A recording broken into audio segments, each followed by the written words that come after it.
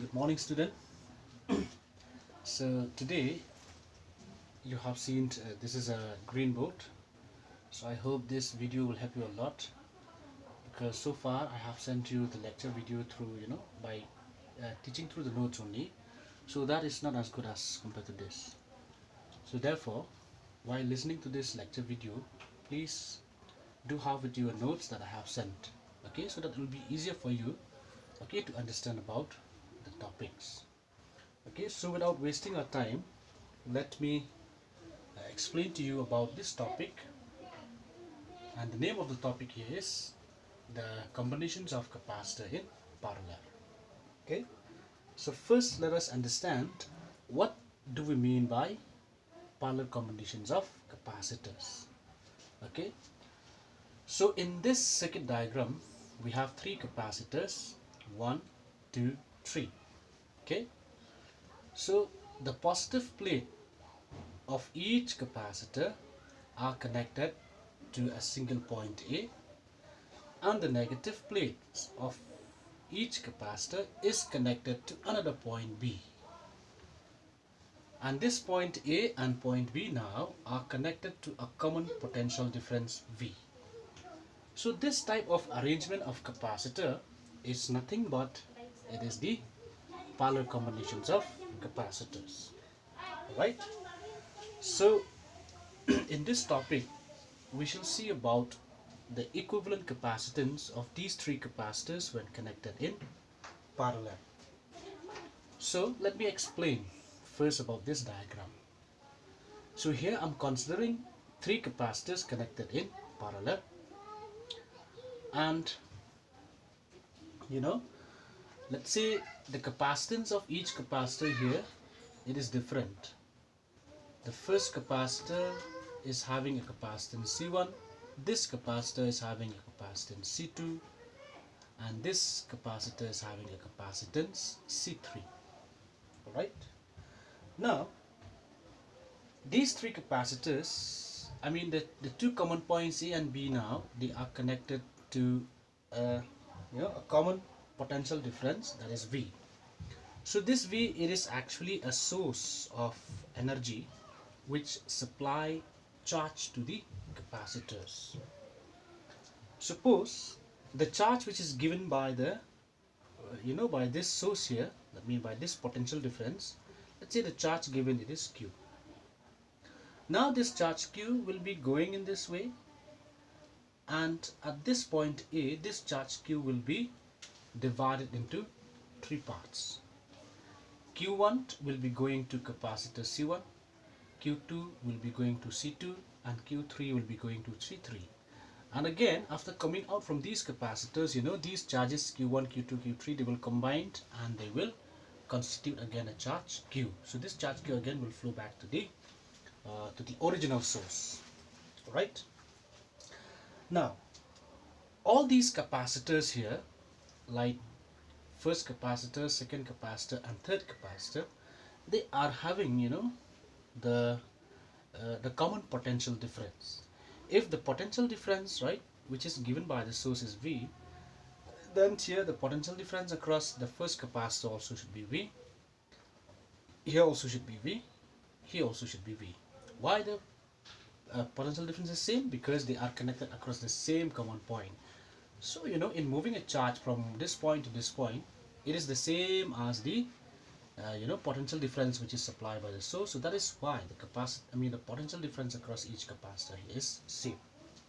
Okay, now let us find out Q1, Q2, and Q3.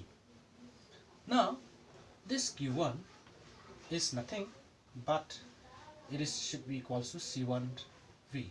I hope this is clear, because from the definitions of capacitance, C is equals to Q by V. So when you find out Q, you will get CV. So this Q is a charge. So the charge Q1 here can be written as C, but the capacitance of the first capacitor is C1 and the potential difference is V. So we get Q is equals to C1V. Similarly, we can write Q2 equal C2V, Q3 equal C3V. Now, right, this Q, which is the total charge given by the source, right, is nothing but it is the sum of all these three charges. That means Q1 plus Q2 plus Q3, right? Or Q is equals to, substituting Q1, Q2, Q3, you will get C1V plus C2V plus C3V. Or Q is equals to, taking common V here, you will get C1 plus C2 plus C3 inside bracket. Or taking V to the left, you'll get Q upon V is equals to C1 plus C2 plus C3. Okay, so again, this Q upon V should be what? Because Q is actually the total charge which is given from the source, and this V is the potential difference, right, of the combination. So Q upon V, again, it should be the total capacitance, so we write it as Cp. This subscript P here stands for parallel. So the total capacitance in parallel will be C1 plus C2 plus C3. Alright, so this is the equation of the equivalent capacitance of three capacitors connected in parallel. Okay, we can extend this equation for any number of capacitors connected in parallel.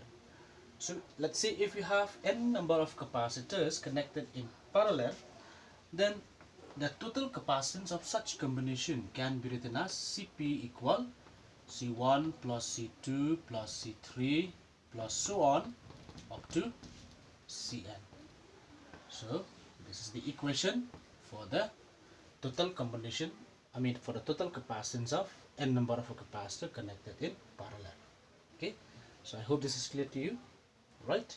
Okay, now let us look at the point, right, which are to be noted here. Okay, the first point is that we have seen just now Cp equals C1 plus C2 plus C3. So, right, in mathematical language we can say that this equivalent capacitance of a parallel combinations of a capacitor is equals to the sum of the individual capacitances. Alright. Point number 2, the potential difference across each capacitor is the same. Alright, that is clear. I think I have explained the potential difference across this is V. It is same. And the charge on each capacitor, it is proportional to the capacitance. How? Because we have seen Q1 is equals to C1V, Q2 is equals to C2V, Q3 is equals to C3V, which means the charge on each capacitor, it is directly proportional to the capacitance, right? Because V here is constant, so that means Q depends on the capacitance, right? Okay, the next point is that this equivalent capacitance, like Cp here, okay, we have C1 plus C2 plus C3. If my C1, let's say it is 1 microfarad, C2, let's say it is 2 microfarad, C3, let's say it is 3 microfarad. So when you find out the total capacitance Cp here, it will be C1 plus C2 plus C3, but C1 is 1, C2 is 2, C3 is 3. So let us sum up these numbers. You will get 1 plus 2 means 3, 3 plus 3 means 6 microfarad. Okay, so this is the total capacitance. So look carefully at this number, 6. It is more than the largest capacitor here. What is the largest capacitance? 3. This is 1, 2, 3. So the largest is 3, but the total capacitance, it is much more, right, bigger than this largest capacitor.